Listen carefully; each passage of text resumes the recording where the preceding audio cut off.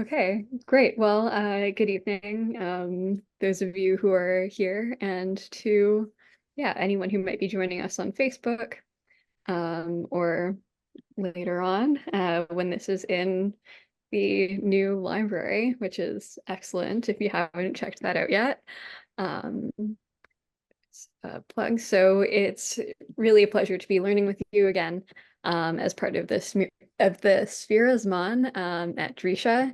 And this is the third session of I Sleep But My Heart Wakes, Sleep in Classical Jewish Texts with Rabbanit Leah Sarna. Okay, since everyone's here as a panelist right now, I think I'll skip that little bit of the spiel. Um, and yeah. Great. So my Awesome. spiel is I'm going to be sharing my screen and you should just interrupt me. And if that makes you anxious, that's why Maxine is here. So you can put stuff in the chat and then she'll interrupt me. Similarly, for people following on Facebook Live, she's also watching there. There is a source sheet that can go into the chat and other places, but I'm also going to be sharing my screen. So you can just follow along with me if that works for you too. And here we go. Okay. So last week, the first week and a half, we spent on ideas around just like, what are the different categories of sleep? What are the different words we use for sleep? And then after we did that last week, we started to look at role models of people who like don't sleep. And we just saw like this huge flow of texts around King David not sleeping. And then we saw rabbis not sleeping, but we also saw, and we're going to pick up on that again this week, some of this idea around like the problem with sleep is just that like you're not doing other stuff. And the other stuff is really important. So if you sleep through it, that's bad. But right, so we saw that in two directions. We saw that in Mishlei vis-a-vis like if you have land and you don't work it, then like you're gonna be poor and starving. So like get out of bed and go work your land. So we saw that kind of narrative, but then we saw the rabbis almost like reappropriating those Mishlei psukim to apply to them. So we saw poor Abaye, who needs so much more sleep than everyone else around him, and his teachers being like, or his peers, I guess, for Yosef, right? Being like, Abaye, you sleepyhead, and like quoting Mishlei at him. And Abaye being like, none of my teachers ever had to sleep. What's wrong with me? Which was kind of sweet. Anyway, so we saw a lot of last week, we saw kind of text about sleep not being so great necessarily, or at least like there's an opportunity cost to sleep. But this week we're going to start out with like sleep is tov mode. That's where we're starting with. And then we're going to move to text about Shabbat because you might have thought, right? Like God rested on the seventh day. That should be all about sleep. But it kind of turns out that like as we saw in our first class, Hine lo yanum velo yishan, right? God does not sleep. We don't have a concept of God sleeping. What we have a concept of is God resting, and those are different. And that actually we're going to see that in our texts. Then you're going to say like, oh, what about oneg Shabbat? Shabbat is about pleasure. Sleeping is such a pleasure, and like that's not wrong. But when the rabbis try and get a handle on like what the pleasure of Shabbat is meant to be, sleep as an iteration of that does not appear until quite late. So that's all pretty interesting. And we will see that together. And then we're going to see at the bottom here, this is quite a long source sheet in part because I brought you the whole of what Rav Melamed has to say about sleep on Shabbat.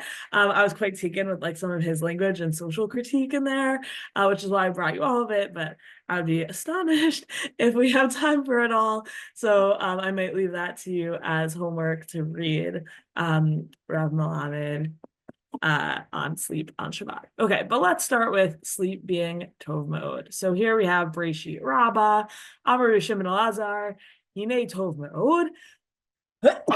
Sorry about that. That Hashem says, behold, it was very good.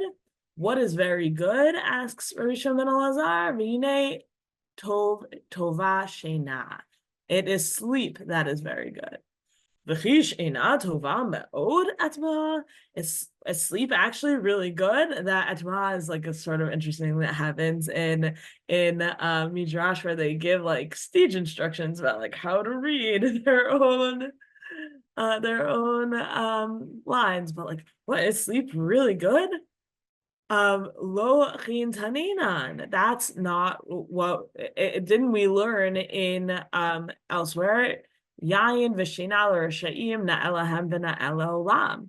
Don't we learn that wine and sleep are beneficial for the wicked people and beneficial for the whole world?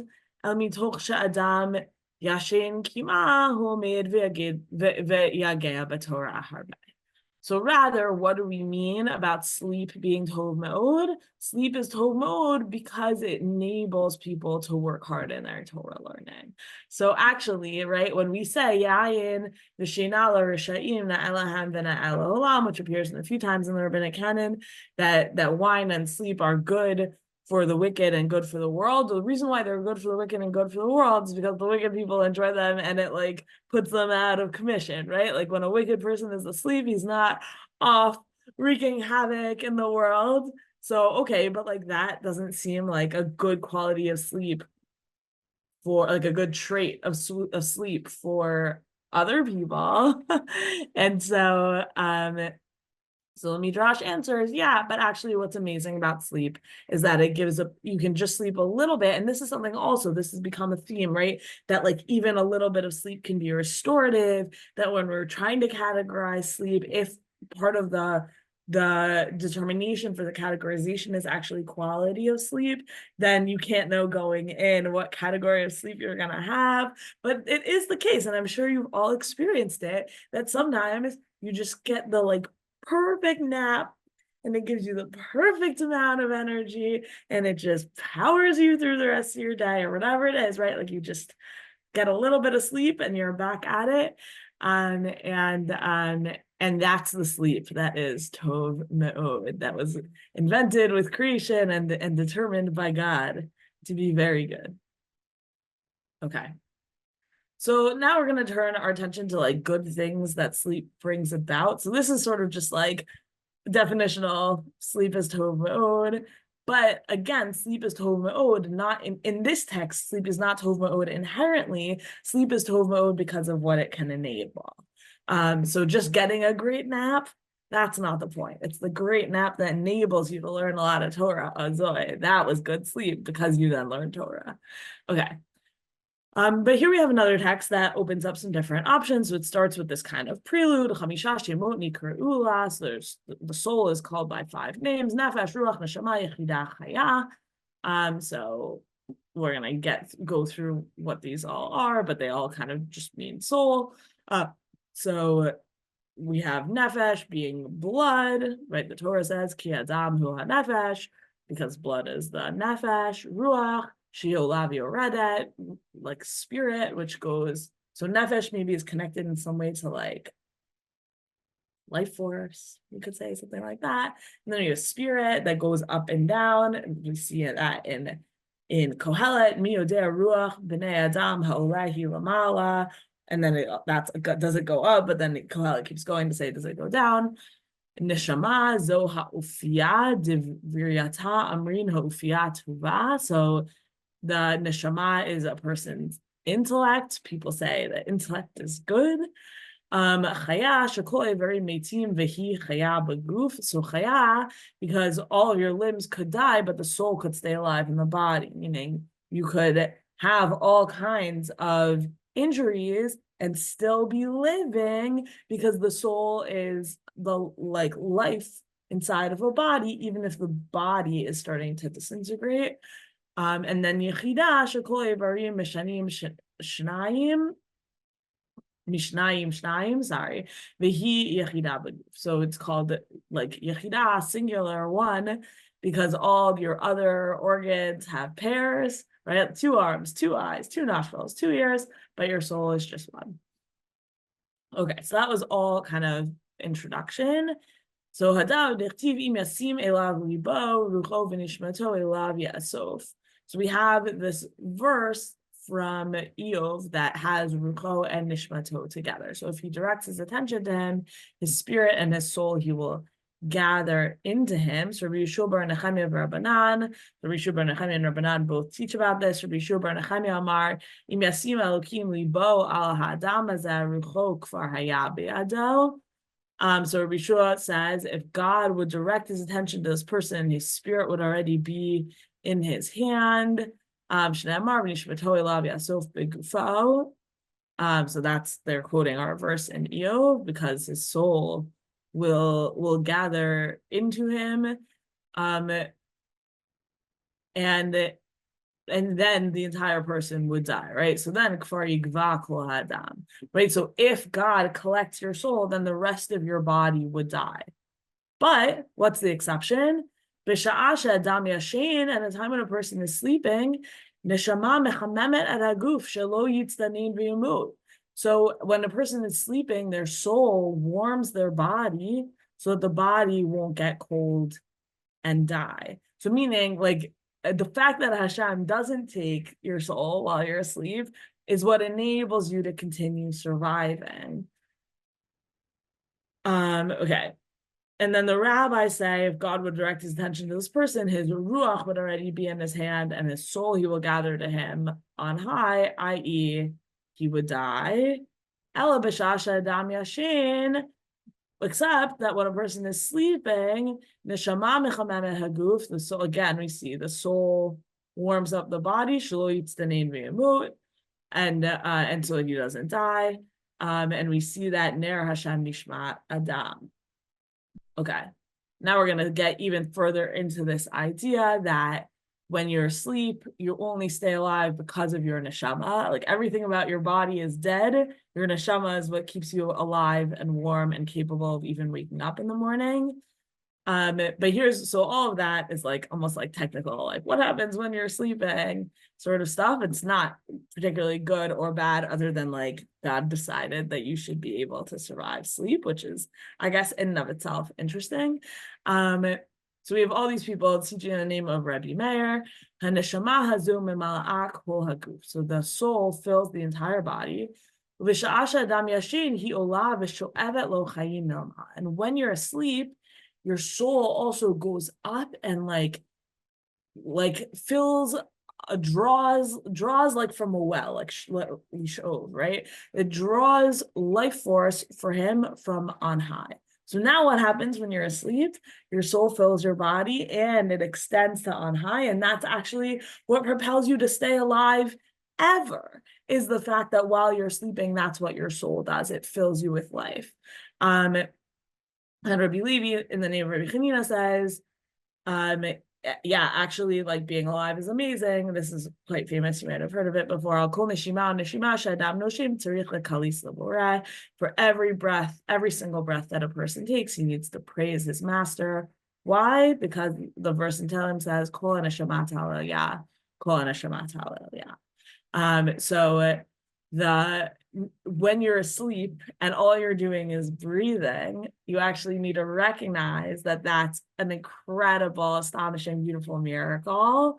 And that, how does that even work? Actually, you might have thought, how does it work? Well, like, your neshama stays there and keeps you warm. That's like the first voice in this midrash.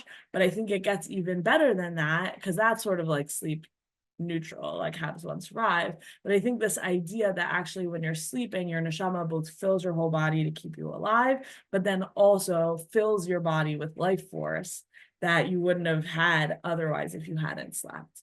And the idea that, like, the active part of you while you're asleep is your neshama, I think, is a very, like, beautiful and rich idea about what's happening when you're asleep.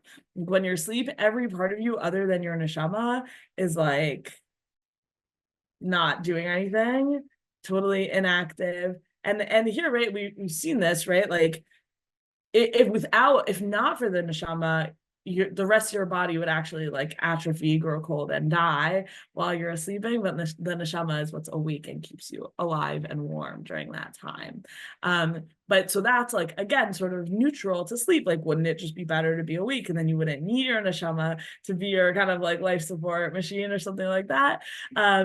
But actually no, that it then, while it's doing that, it's also bringing down life force from on high that you wouldn't have otherwise. And I think that's like a spiritual way of a more common metaphor, like you got to fill up your batteries or whatever, and that's what sleep is doing. It enables you to be lively and alive tomorrow. So I think we're really seeing that. We're seeing that really here. Okay. So now we're moving forward in time to Pirkei de Rabbi Eliezer. Obviously, some people would say Pirkei de Rabbi Eliezer maybe earlier than Bereshit Rabbah, maybe later. The versions, it seems like it was certainly edited later than Bereshit Rabbah, but okay. In any event, another collection of rabbinic midrashim. Okay, so this is taking place after Chava is created, so Eve is created, and then there's this idea that humans are going to multiply. And it asks this great question, which is like, was that always the plan, or was it not the plan? Because it doesn't seem like it was always the plan. It seems like Adam was created alone, and then, oh, he's lonely. Oh, we have to fix that. Let's create Eve. But the problem once you create Eve is that now they're capable of procreation, okay? And in fact, they're commanded to procreate. But the earth, which was all created before this, like wasn't totally prepared for that outcome, because that wasn't the plan from the beginning, or at least it seems like it wasn't the plan from the beginning. This midrash intimates that it wasn't the plan from the beginning. So the earth is afraid.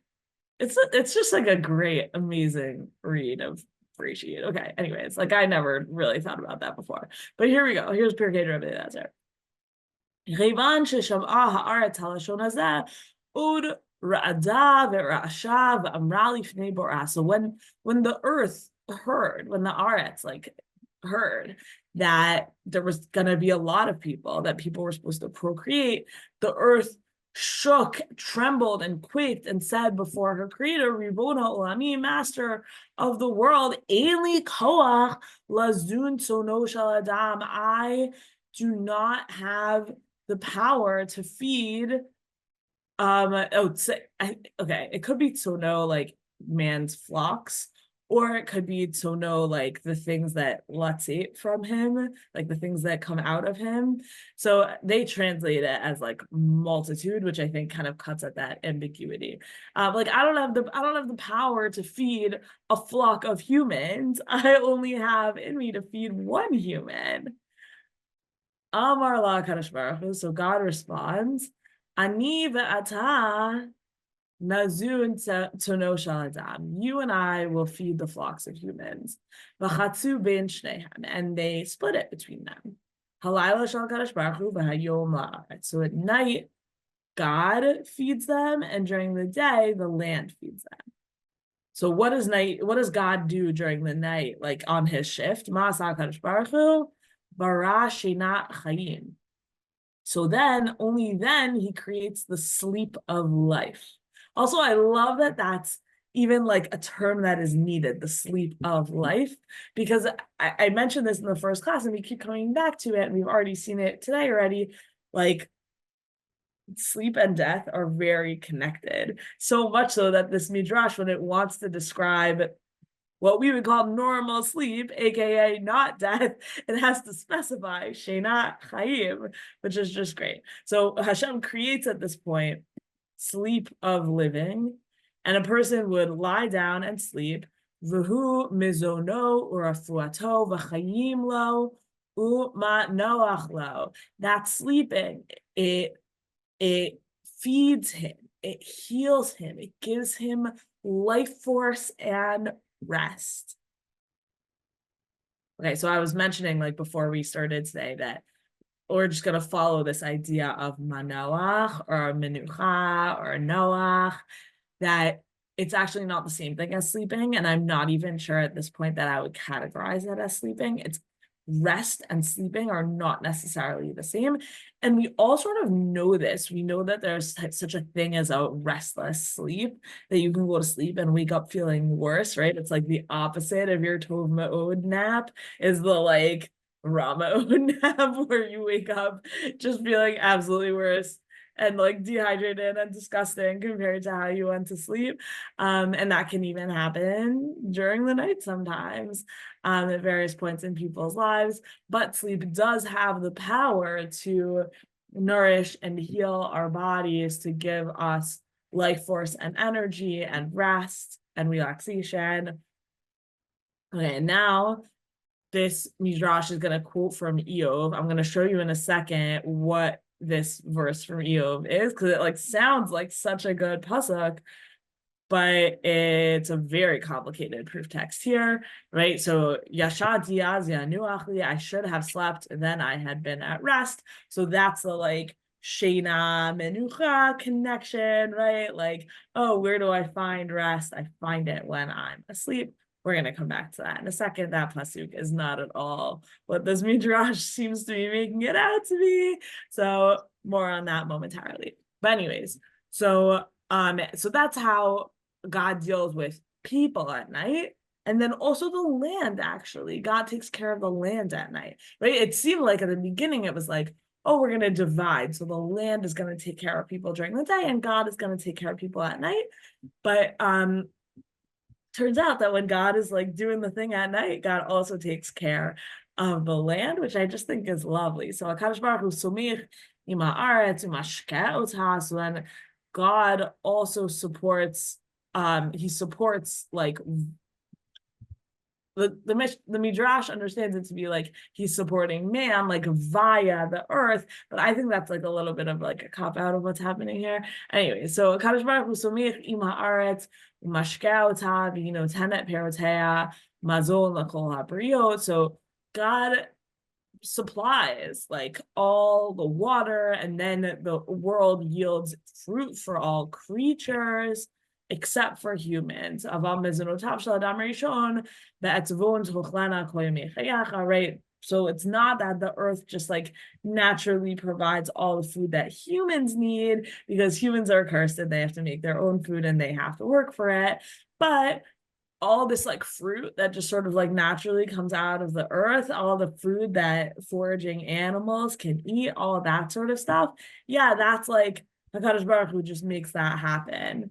And then the Midrash here goes into a second thing, which is sleep, like tardema sleep, which we discussed before, and tardema sleep as a way of such a deep sleep that you don't feel pain. So that's Chassid Kadosh Baruch Hu Adam Rishon Shelo Lahach Ivo, right?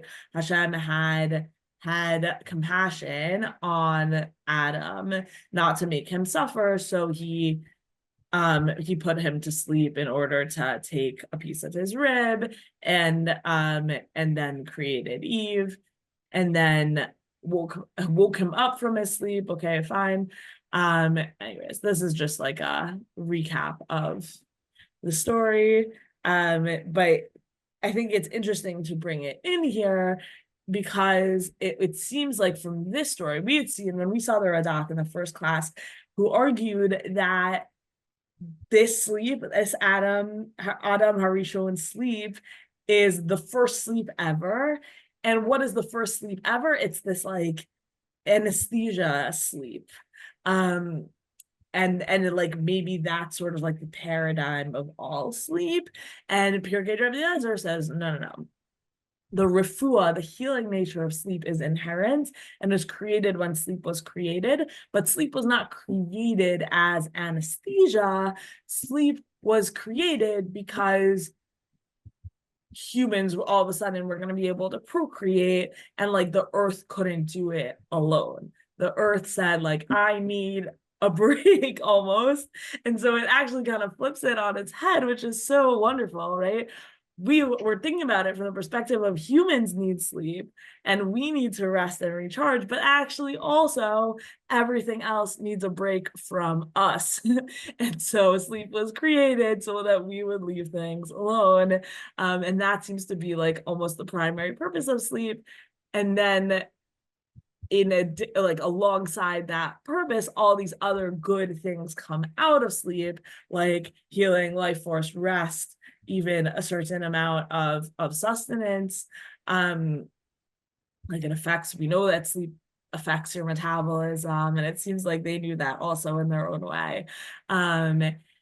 So that's kind of amazing. But this whole read about like what is the point of sleep? Sleep was created on the request of the earth, of like the land, is definitely a sort of amazing read onto it. And then you have to ask the next question about a midrash is like, who would have composed this and why? And like what's the kind of driving philosophy behind it? And so then when we're starting to think about sort of what's the driving philosophy of sleep behind a midrash that has sleep only being invented so that humans will go away, that starts to make you think that actually, even though this midrash contains good things to say about sleep, at the end of the day, does the author of this midrash wish that he was Adam Harishon in the original invention who never would have needed to sleep? Like, maybe.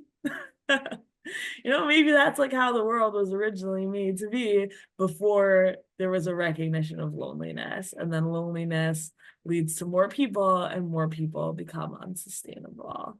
I think, by the way, I'll just mention like this midrash, I think, is like a very powerful and important midrash about our current climate moment. That's not really what anyone's here for, but the idea that like the earth cannot sustain humans and could not like almost from the beginning is very complicated and interesting, I think.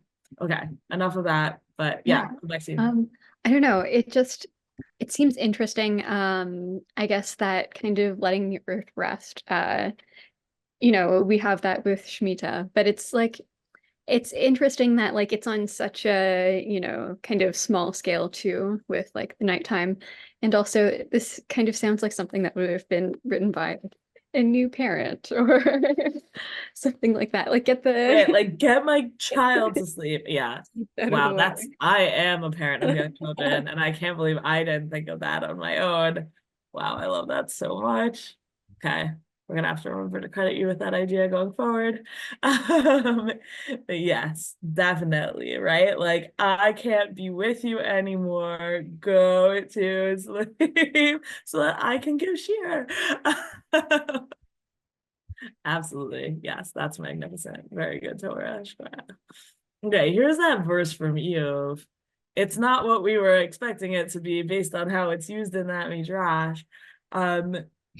So lama lo meirachem amut mi beten yatzati ve'egva. Why did I not die at birth, expire as I came forth from the womb? Right. This is a very, very, very depressed Eov, wishing that he had not breathed the life in this world. Madua kidemuni ber Kaim umashadaim ki enik. Why were there knees to receive me or breasts for me to suck? Ki ata shachati ve'eshkod. Yashadi az yanuachli. This is our verse. For now, if I had died in birth, I would be lying in repose, asleep and at rest. Okay? This is again like sleep and death very intimately sort of connected to each other in this very complicated way. And the midrash just so casually, oh, what's good about sleep? Well, sleep provides menucha. And it's like, I'm not sure if that's Shenat Chaim that provides menucha. And you sort of wonder whether actually when the midrash uses that language of Shenat Chaim, sleep of the living, that in a way maybe it's sort of softly answering like, oh yes, like we're using the language of Eov, but we know he's talking about death and we're talking about life. But yes, like all these things, like why was I not buried like a stillbirth, like babies who never saw the light? That is my dream for myself, says a very, very depressed and sad Eov. Okay. So continuing on the Pirkei Rabbi Eliezer train, but here we've jumped forward, like these are not continuous in any way, but he's using again, like not Shinat Chaim, but Shinat Lila. So Rabbi Zachariah says, sleeping at night, domeh le'olam hazeh, is like this world. The kitzad haboker domeh le'olam haba. Waking up in the morning is like the next world, which is really not anything that a person who doesn't get enough sleep would ever say. Like sleeping, that's fine. That's like this world. Oh, but waking up, it's like the next world. um, but here's, I was interested in this for the description of what happens while you're asleep. So ma shenat halayla adam shochev v'yashen v'rucho shotetet b'chol haaretz. Sleep at night, you lie down and you sleep, and your spirit wanders all the earth. Umagedet lo b'chalom kol davar sheyeh. And it tells your spirit, then tells you in a dream everything that's going to happen. Okay, so before, just to be clear, before we had seen a model in Bereshit Rabbah, we saw the model of like what happens when you sleep. Your soul fills your body, but then also goes up to like rishov, like to almost like pump life force from above. And here actually, no, you're asleep, and it's not your soul that's keeping you alive, because your soul left when you're asleep, and it's wandering all around the world and learning all kinds of interesting things. And that is where dreams come from. Dreams come from your soul learning all kinds of interesting things, then wanting to tell it to you. Magadetlo, b'chalom, kol davar sheyeh. And it tells you, right, in a dream, everything that's gonna be. And right, and more quotes from Eov, Shnamar, Bechalom, Bechizayon, Laila, Az Nigla, Ozen, Anashim. So right, and a dream and a vision of the night, then he opens the ears of man. Okay. I'm trying to think. Oh, right. So then, right, he compares it to dead people. So kach hametim ruchot meshotetot b'chol haaretz u'magadet lahem kol davar shaya aval hem notnim shavach v'rinun la'kadosh baruch hu shu hatzil yotam. So too with dead people, their spirits just like travel the earth and tell them all these things, and all that they do instead of dreaming is they praise God, who's gonna awaken them and give them life in the future, and that Ya'alzu Chasidim Bechavod Yaranu Al Mishkavotam, right? This classic line from Psalms: "Let the saints exalt in glory; they will celebrate in their beds." And the reason why we have that verse, or like the reason why they're bringing that verse, is that that's a vision of Tchiyat Hamitim, the resurrection of the dead, and so. The dead are all just like celebrating God for the fact that this will happen someday. But waking up in the morning is like the future. Shnamar, so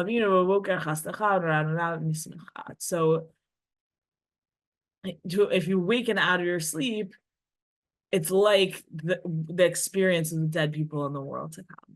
So when you're asleep, it's like this world, your soul just travels all over the place and gives you dreams. But when you wake up, that's like experiencing the resurrection of the dead. And that's like very, very special, satisfied in the morning in the loving kindness of God. So definitely another like wild, strange, interesting text. But still seems to be the case that sleep is interesting. Sleep is good. Sleep, your soul is learning all kinds of important things while you're asleep. So from the perspective of like putting together sources on like the sleep is good front, I think this description of sleep is very exciting, and the conflicting description about what is your soul doing while you're asleep. One midrashic collection has your soul staying inside your body, keeping it alive, and the other midrashic collection has your soul leaving and learning things and bringing them back to you. Both of those again as positive texts that are quite positive about the effects of sleep on a person, but still, I would say still complicated about what sleep actually is, what actually happens when we're asleep, all sorts of things like that. Okay. But I think then there's like a second stage of discussion about sleep, which is not like sleep is so thrilling, your neshama goes on a joyride. That's what we just saw. But it's just like sleep is necessary for human functioning. So here's the Rambam in Hilchot Dayot, just about like how are you supposed to live as a person with a body in this world? Here's the Rambam. He says day and night is 24 hours. It is sufficient for a person to get 8 hours of sleep a night, says the Rambam. You only need to sleep a third of the 24 hours of the day. And when is the best time to get those 8 hours? They should be v'yu b'sof halayla, should be at the end of the night. Kedei shetiyah mitchilat shenato ad sheta'ala hashemesh shmona sha'ot. So there should be from when you go to sleep until you wake up with the sunrise or before sunrise, maybe. The end of the night, it should be 8 hours. And so if you're getting 8 hours of sleep and your body's gonna like wake you up after your sufficient 8 hours of sleep, then you will be up in the morning before the sun comes up. And then he has specific instructions for what position to sleep in. I know it sounds crazy to be prescribing people what position to live in, except that the medical community today does this all the time. Pregnant people are only supposed to sleep in one position, or you have like certain kinds of sleep disorders. Try sleeping this way, try sleeping that way. Sleep sitting up if you have acid issues, right? So it like sounds crazy to like tell people how to sleep comfortably, but actually that's still very common today. Okay, so the Rambam says, "Lo yishana da'ab lo al panav v'lo or po ela al tzido." So a person should not sleep face down or on his back, but on his side. And at the beginning of the night, he should be on his left side, and by the end of the night, he should find himself on his right side. And also, don't sleep too close to eating. You should wait after eating, like 3 or 4 hours. And also, you should not sleep during the day. We're going to come back to that. One should not sleep during the day. In any event, right, this is all very classic Rambam. Here's exactly how I think you should sleep. Here's your position. Here are the hours. And 8 hours isn't enough. It's which 8 hours, which, by the way, we have some science about also. It all conflicts with each other and also kind of depends on like what age range you're in. But like teenagers, right? There's a lot of data on this. Teenagers get their best sleep like after midnight and in the morning. And so then when we have schools that are starting at 7:30, like that's where, I mean, that's why that research exists to like figure out school policies. But it is sort of interesting that even the Rambam had this idea that it's not just 8 hours of sleep and that's enough. It's like, which 8 hours of sleep do I want you to get? Okay, so we're going to take a little bit of a turn from that to the Gemara in Nidarim, which is just going to start asking questions about, so if I make a nadar, I make a vow, I have to keep that vow. And so am I allowed, and then a really interesting question throughout Nidarim is what happens to people who make impossible vows? So for example, konam shani yashin, like sleeping is forbidden to me as if it is an offering, right? So I'm not allowed to sleep. And the Mishnah there says, yes, like that works as a vow. That's a vow that can stand. But if he violates it, he's in prohibition of the Torah level prohibition of Bal Yachal Dvaro, not profaning of lo yachal dvaro, of not profaning your word, not making your words empty, not fulfilling your promises, not fulfilling your vows specifically. So the Gemara here, I'm not sure how much of this we're gonna spend time with. It's kind of interesting, right? It's like, oh, can you even make a vow about sleep? Is sleep actually a thing? Right? Nidarim can't be made on a thing she'ein bo mamash, and a thing that doesn't have like a thing to it. Like, is sleep actually the type of thing that a neder can even adhere to? Because they say shina davar she'ein bo mamashu. Sleeping doesn't have like a thing to it. And so then they say, it's really about my eyes, and my eyes are a thing. So my eyes are prohibited from sleeping. And then there's like this whole thing, we're not going to spend time on it, about like vows, and vows need measurements, and because how can you violate your word if your word isn't specific enough? Okay, fine. But we have this statement by Rabbi Yochanan who says, if you make not a neder but a shavua, which is like a different kind of commitment, that you won't sleep for 3 days, malkinoto v'yashen la'altar. If you make an oath that you won't sleep for 3 days, you actually just beat him for, he shouldn't have made an oath like that. And so he gets malkot, but then he can immediately go to sleep. So this statement of Rabbi Yochanan shows up actually a bunch of different places in Shas. And it becomes the standard assumption of nobody can go 3 days without sleeping. And if someone thinks they're going to, don't let them even attempt it. Someone says, I'm not going to sleep for 3 days. You just like shmeiss them and then make them go to sleep. Yashin la'alter, like put them down to bed immediately. That person is a crazy person, almost like that language of immediacy is kind of interesting. But just as an example of where that that teaching comes in. So Yerushalmi quotes it not explicitly in the name of Rabbi Yochanan, but again here, right, if someone makes an oath that they won't sleep for 3 days, we beat them and they should go to sleep immediately. So what's the context here? And I want to get onto Shabbat stuff, but it's too good to skip. So the Mishnah describes Simcha Beit HaShoeva as having been just like the most incredible, insane, amazing celebration that ever happened.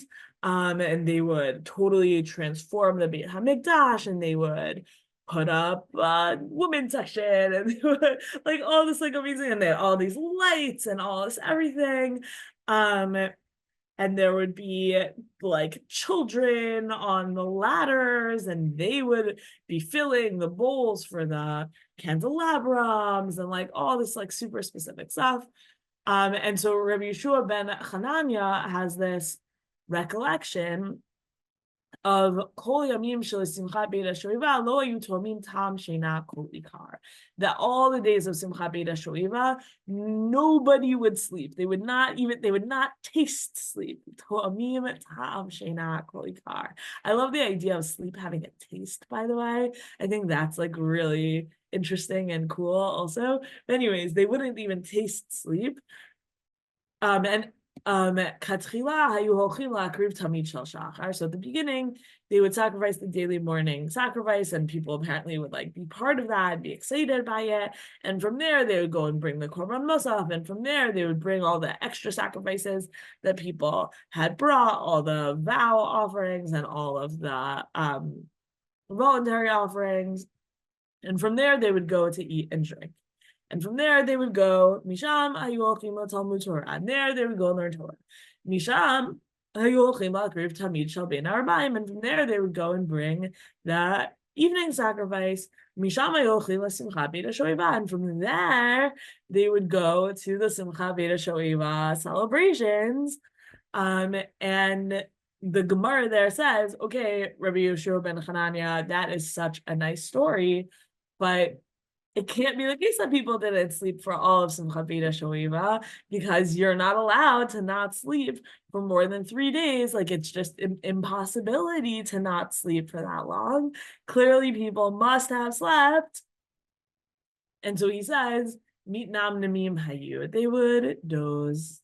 They would sleep like King David on a horse, like just little, like that type of sleeping. So they would sleep enough to be a human, be alive, not do this thing that Rabbi Yochanan is kind of describing as an impossibility of staying awake for 3 days, so impossible that the person who says it just gets whipped and goes to bed. But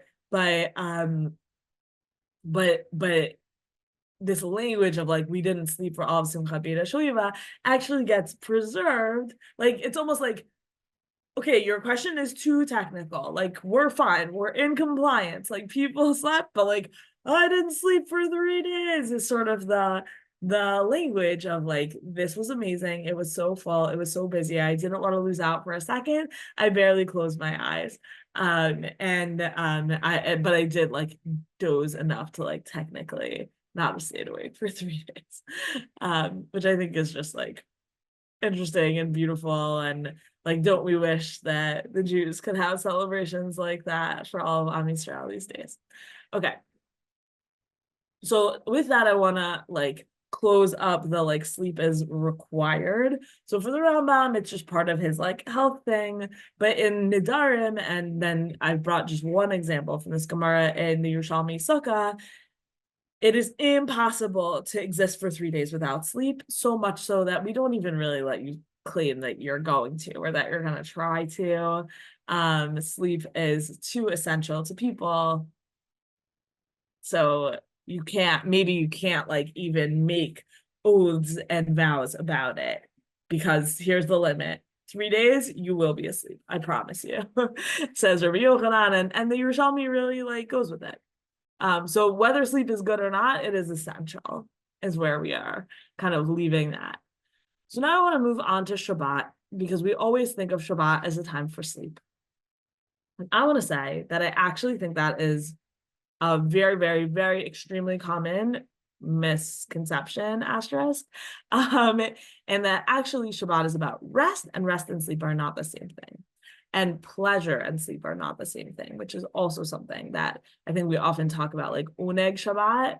And we talk about it in a few ways, right? If you say I'm going to an oneg, that doesn't mean nap time. Right? That means like we're gonna all get together and be together and enjoy together. And yet, when we think about what are the delights of Shabbat, many of us would say, "Oh, sleeping is a delight of Shabbos." And I think that when we look at the texts inside, we start to see that that's not necessarily how our tradition has conceptualized it historically. So here we go. Rav Yehuda says in the name of Rav, Kol man neged Shabbat nogim lo mishalo libo. Anyone who delights in the Shabbat, God grants him his heart's desire. So it's really good to like oneg Shabbat, so important. But then the Gemara says oneg za'ini yodea mahu. Okay, like that's so nice. Oneg is really important. God will grant you all your desires. But what is it? And when it says you'll call when it says you will call the Shabbat delight, okay, so it's delight of Shabbat, but how does one delight in Shabbat? B'mem on go. So Rav Yehuda, son of Rav Shmuel Bar Shilat, said the name of Rav. Oh, I know how you delight in Shabbat. It's with this recipe: beets, fish, garlic. And Rabbi Chia Bar Ashi says in the name of Rav, actually, even like some special food for Shabbat, any special food for Shabbat will do it. Filo davar mu'at. And what is your davar mu'at? Rav Papa says, fried fish. Fried fish. That's my Shabbos thing. I love me some fried fish, says Rav Papa. This Casa de Harsana, for people who follow in the daf, it's all over the place. These little fish, the rabbis of the Talmud love them. And I know some people who like track them, like every time small fish appear in the Talmud. Just like fun fact. Okay, so in any event, right, we're talking about like what is oneg Shabbat. The first assumption is that oneg Shabbat is actually about food, and not about sleep. So the Shla is one of the first people who connects it to sleep. So in the Shnei Luchot Brit, he writes, Shena b'Shabbat ta'anug. Sleeping on Shabbat is a pleasure.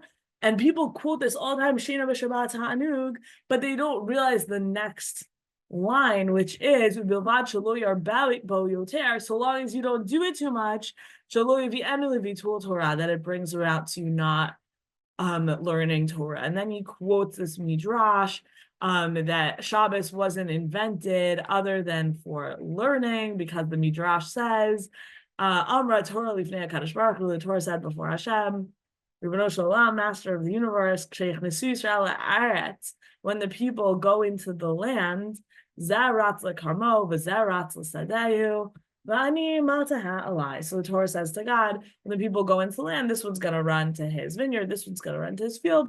Who's going to learn Torah anymore? Amar La, God says back to the Torah, Yishli Zug, Shani Mazavig Lach, V'Shabbat Shema. The Torah Hashem says to the Torah, don't worry, I have a partner for you, and her name is Shabbos, and on Shabbos, they are not doing their work, and therefore they are available to spend time with you. Okay, so in that concept of what Shabbos is actually a gift to the Torah, right? Shabbos belongs to Hashem in Bereshit, but then Shabbat comes down to the people in Shemot.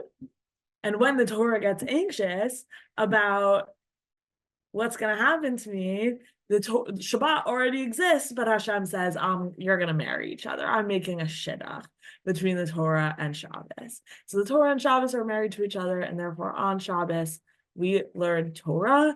And the point of not doing your work, the point of Habitelimi Malachtam, is not so that you can catch up on your sleep. It's so that you will put your attention towards Torah. Okay. We're gonna skip that next midrash. So then he does this kind of like fun thing where he says, even though, right, so now he started out sleeping on Shabbat is important, but actually learning Torah on Shabbat is more important. But we just saw the Gemara, which is like, hold on, Shabbos is actually all about eating. So now he's gonna sort of like make sense of that. So Avagav to Ita B'Yerushalmi, in a debate between Rabbi Chagai Bar Shmuel Rabbi Chagai Bar Shmuel Bar Nachman on the one hand, and Rabbi Barachia in the name of Rabbi Chia Bar Abba on the other hand. So Rabbi Chagai says Shabbat and Yantiv were only given for eating and drinking, and Rabbi Barachia says they were only given to learn Torah.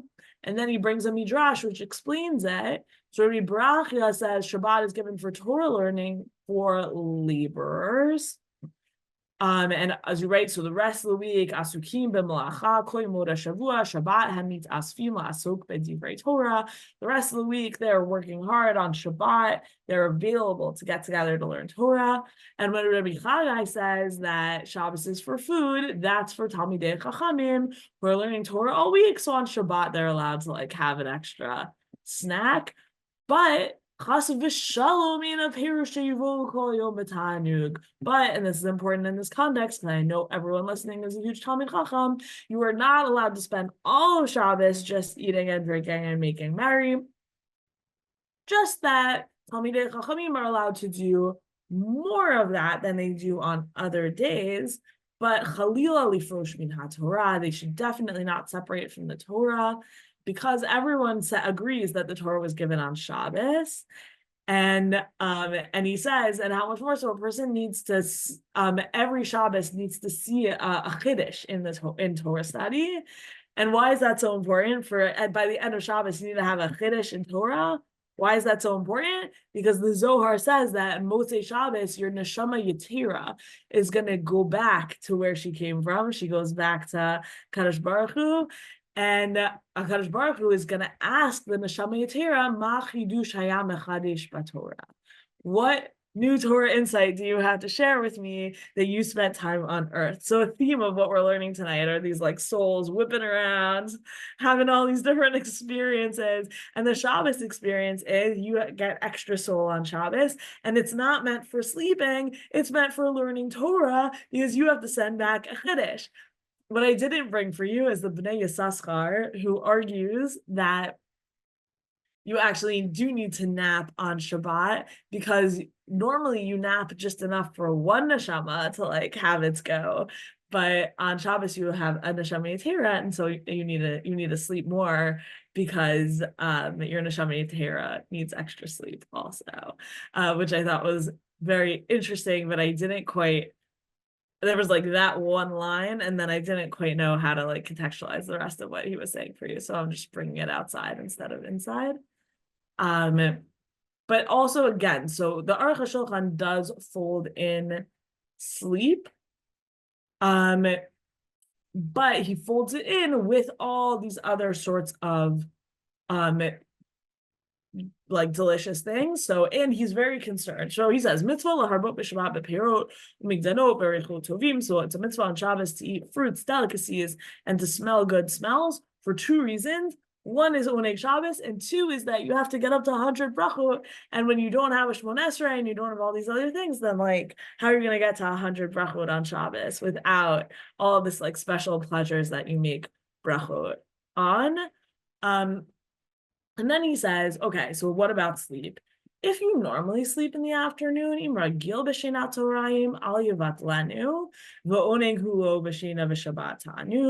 shouldn't give up on it. It's pleasure for you. And sleeping on, he quotes this line that either originates with the Shla or maybe comes up earlier in some earlier Kabbalistic literature, but that seems to be the source of it. Shena b'Shabbat ta'anug. But he says, here's the problem. Here's the like social critique on sleep on Shabbat. Asur lomar ishan kedei la'asot melacha ba'erev. You should not say, I'll sleep on Shabbos so that I can get work done motzei Shabbos. Afilu kedei lilmod ba'erev. Even if it's just, oh, I want to go to this great shir motzei Shabbos, so I need to sleep Shabbat afternoon to have the energy for that. Even that, he says, it's kamechin mishabat l'chol. You're preparing on Shabbos for a weekday. So if you're sleeping on Shabbos, says the Aruch HaShulchan, Yishan kedei lanuach b'Shabbat. You should sleep in order to rest on Shabbat. But what that means, I like this language, Yishan kedei lanuach b'Shabbat, is that if sleeping isn't restful for you, if you don't wake up refreshed, if napping isn't good for you, if sleeping extra isn't doing good things for you, and it isn't enjoyable for you, then you should not be doing it. Because sleeping, just because you go into Shabbat exhausted, and therefore need to like make up sleep, that's not necessarily like a joyful type of sleep. That's like almost a work themed type of sleep. Or like, I'm gonna sleep today so that I can get lots of work done during the week. That's not how Shabbat is supposed to work, because Shabbat is not about other non-Shabbat times. Shabbat is about Shabbat. And so when we think about sleeping on Shabbat, first of all, like the origin of that is just in pleasure, and there's lots of other pleasures. It has some origins in this idea of rest, but lots of other things might be considered restful, including eating, spending time with friends, and more than anything, learning Torah, because Shabbos and Torah are in a partnership. And so any type of, if sleeping is getting in the way of your Torah learning, I would even argue that you're not doing potentially, or these texts would argue you're not doing menucha correctly. That menucha is just about not doing your normal work. But the reason why most people aren't doing their normal work is so that they can be available to learn Torah, not so that they can sleep, so that they can then go back to their normal work. And just in the last minute here, I'll just point out this great language that the Pnei Halacha uses.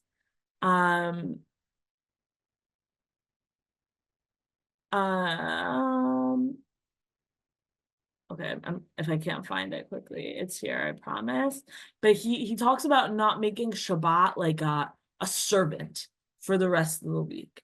That Shabbat, like if you're sleeping on Shabbat, it should be, he starts out, right, he's quoting what we saw here,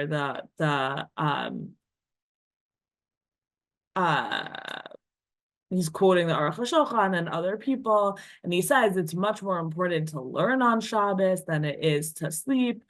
And he says, right, the point is, mitzvah lihi konim yomot hachol Shabbat. In fact, like, if you're tired, get extra sleep tonight, like get extra sleep on Thursday night in order to prepare for Shabbos. Right? So, and we do that in all sorts of other ways. That we should come to Shabbos ra'ananim velo metushim, that we should come to Shabbos like totally awake and enthusiastic, not like wiped out from our week and from all of our preparations. You should come into Shabbos ready to lihitrakiz b'limud lekavein b'tfilah litaneg b'sudot karaui. You should come into Shabbat ready to focus on your learning, to daven with intensity, and to enjoy the meals appropriately. And then he goes into saying, okay, like, what does it mean that sleeping is nice on Shabbos? He says, okay, if you normally sleep 7 hours, sleep 8 hours. So you'll have a little bit more rest and a little bit more refreshed. Oh, here, this is the language I was looking for. l'shivcha shel yomot hachol. And we'll end with this. They didn't intend that the Jews would turn Shabbos into the maidservant of the weekdays, that they'll make up on Shabbos all the hours of sleep that they missed out on the other days.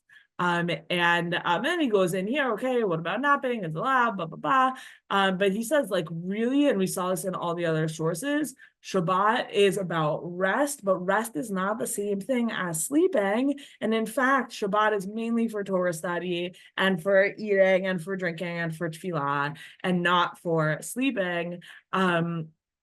Which honestly was like almost surprising when I started really looking at these materials. I went looking for like, okay, like who's going to be this like amazing main source. Like I was familiar with the Pnei Halacha, and then I was like, who's going to be this amazing main source who's going to see something so beautiful about sleeping on Shabbat? And I really didn't find it. I really found only sources that say sleeping on Shabbat is good because it enables you to learn Torah on Shabbat, but that learning Torah is the main thing that Shabbat is for. And we just see that over and over again. Like don't do rest from other things so that in your rest you can learn Torah. So on the one hand, sleep is so good and so beautiful, and your neshama does all kinds of cool things while you sleep, and it is tov ma'od. But even when sleep is tov ma'od, the point of tov ma'od sleep is to learn Torah. So complicated, interesting, because I think many of us here, and myself included, might have come in thinking, I'm looking for texts that say that sleep is an intrinsic good. And I feel that very little that we looked at today really points in that direction, even in the texts that are talking about sleep being very, very good. Okay, so I'll leave you there for now. And next week, we're going to talk about tiredness. Thank you very much. Yeah. Thank you. Thank you. Thank you, Rabbanit Sarna, and thank you to everyone for joining us and being part of the learning community here at Drisha.